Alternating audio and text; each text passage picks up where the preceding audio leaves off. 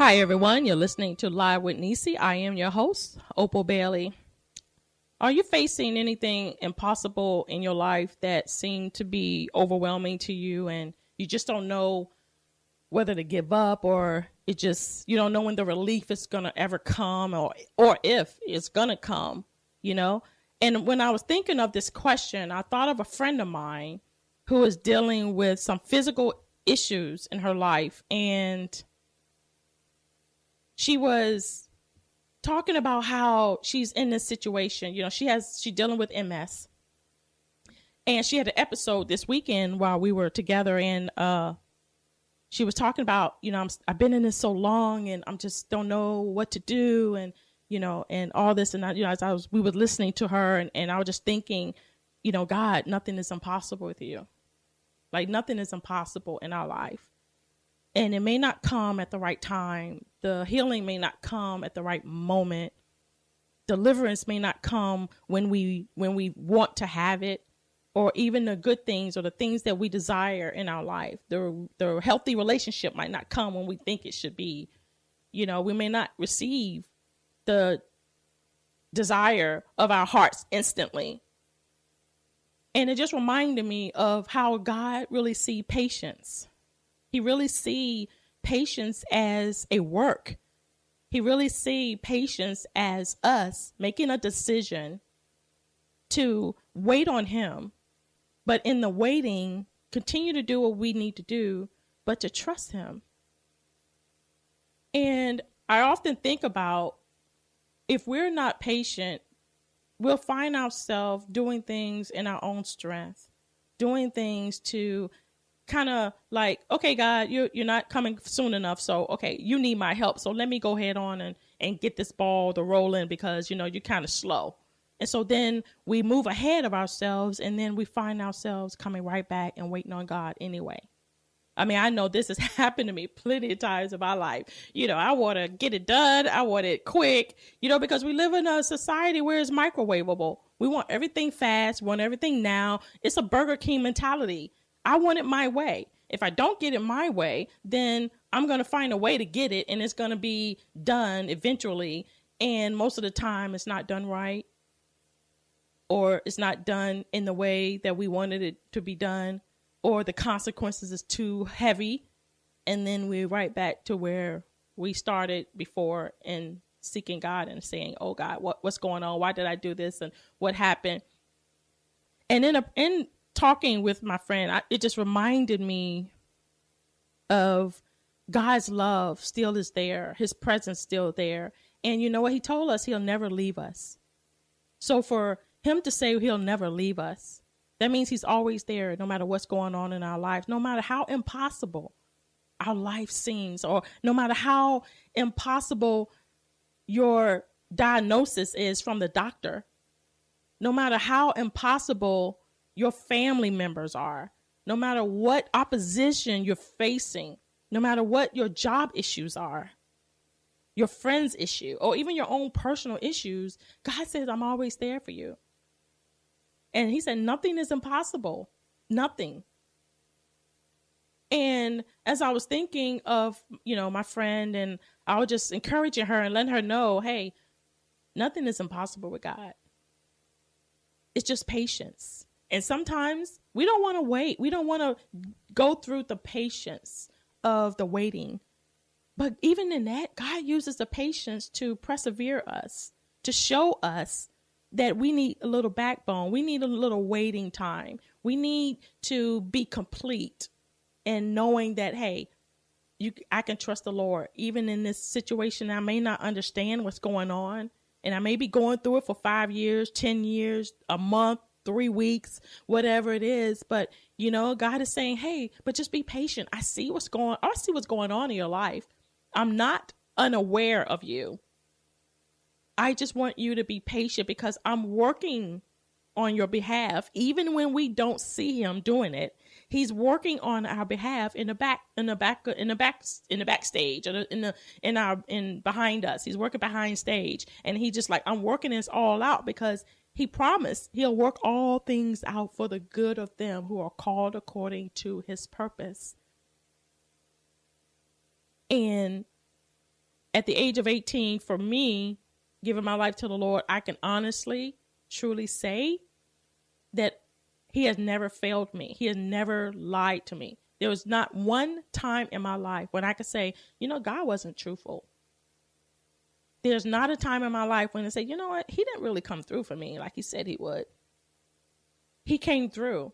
It may not have been the time I wanted. It may not have been when I wanted. It may not have been the way I wanted, but he came through. So let us allow patience to have his perfect work in us.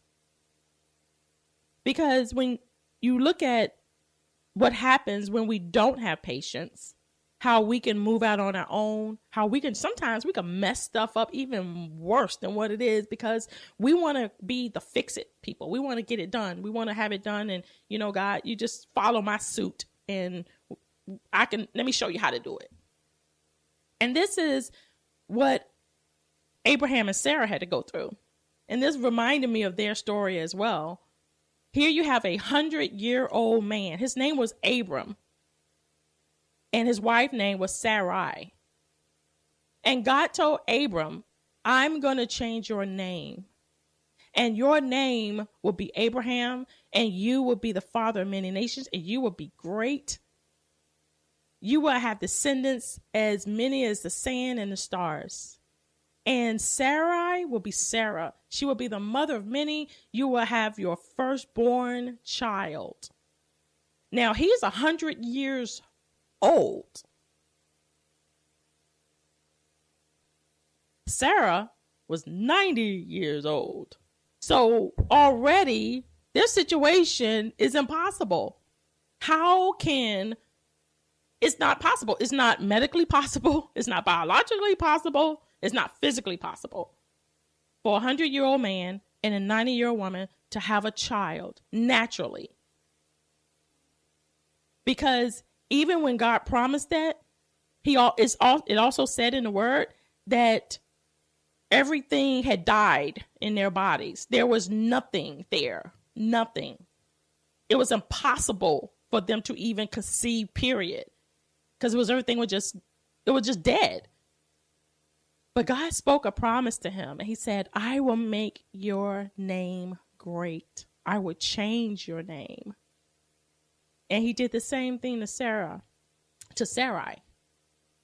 Now, during this process of time, here we go, where we gotta do it ourselves because, God, you're taking long. God said he was going to do it. He said he was going to do it at this time. Well, it's taking too long, God. Okay, well, husband, you need to have, let's get a child our own way.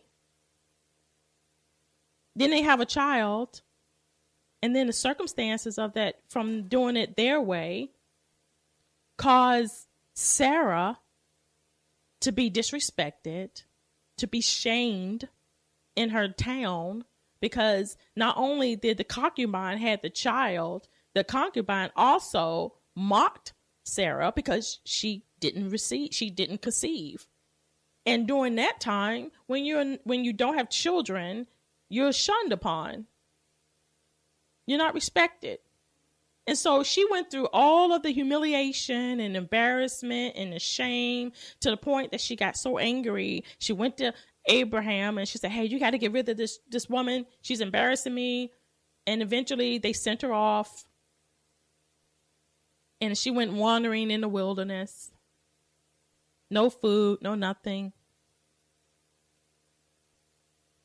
And it just shows us an example of not being patient and waiting on God, and not understanding that in those times that we wait on the Lord, or in those times that we have to be patient about something, he's really teaching us how to depend on him. He's really showing us who we really are, what we are really made of. Are we going to be anxious and nervous and, fretful during the times that we don't have what we need to have? Because I can remember a time when I was with my girls and, and I didn't have the money to pay a bill, and, it was my light bill, and I know that the lights would be out and stuff. And so I'm like, okay, Lord, help me to get the light bill, help me get the money for the light bill. And I'm walking the floor I'm like, oh, so I get to, God wasn't coming fast enough for me. So I went calling around,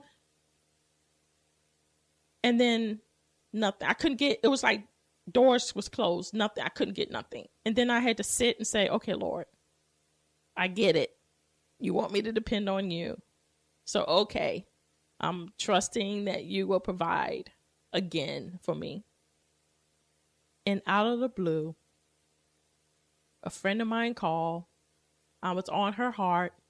She said, hey, I want to come by and give you something. I have this to give you. And it was the amount for my light bill. But before then, I was a mad woman running around the house, all upset, frantic, sweaty, and just like, oh my gosh, Lord, what's going on? Da, da, da. And all the time I could have he was teaching me. This is what's going on in you. You need to chill out. You need to relax. Learn to rest in me. Learn to rest in the promises that I said, I'll never leave you. Never forsake you. He would never turn his back on us. Never. We may not understand everything that he's doing, but it's okay for us not to understand everything that he's doing, because we don't have to understand everything that he's doing. We just have to know that he said he's doing a good thing in our lives. And even though it may not feel good at that moment, it may not look good, the situation may seem so bleak and hopeless. But if we just turn and we just trust God and we just allow ourselves to let him be who he is in our life, we can see that our life could be so enriched. That the very thing that he teaches us, character, perseverance, endurance, having fortitude, having a backbone, it would teach us so much in our everyday life. Just out of being patient would teach us so much. It will make our work complete. He said it will complete us to where we won't lack anything. That when hard times come, we can stand. When situations come, that it may not be as pleasant, you may not know what's going on, it may be hurting, you may be sick, and you may have been sick for years. But God will provide that opportunity. He will open up that door. There's nothing impossible for him. He said, is there anything too hard for him? So in that process of Abraham and Sarah waiting, they understand the consequences of their action. They went before God and they did what they wanted to do. And so now they're dealing with the concubine who came back and lived with them. And now Sarah has to face this woman with a child by her husband. And she's upset because she don't have a child. And God, what's going on? What's happening? What am I doing? Look at me now. And then all of a sudden, a year later, God came and approached Abram and changed his name to Abraham and Sarai to Sarah. And God said, you will have a son and you will name him Isaac. And that is exactly what happened. They birthed out of their body. The body said that God touched their body. And they gave birth to their own son. So Abraham had an inheritance. He had a legacy that he left by. Sarah's promise was fulfilled. And I believe this story is so significant in our lives when it comes to our personal development, because we tend to not want to be patient. We tend to not allow these things in our life to shape us. And it's really shaping us and really showing us who we really are and where we are at a point in our life to where we can really grow in this. We can really advance in this. We can really be all that God called us to be and do. And we just trust him and just know that he is in control. And as we allow him to just have his way, and if we just trust him and know that it's patience that he's teaching us and to be patient. And sometimes patience isn't easy and it's not pleasant. I'm not going to tell you it is pleasant. But what I will say is from my own personal walk, from my own personal experience, raising 4 children, 4 girls,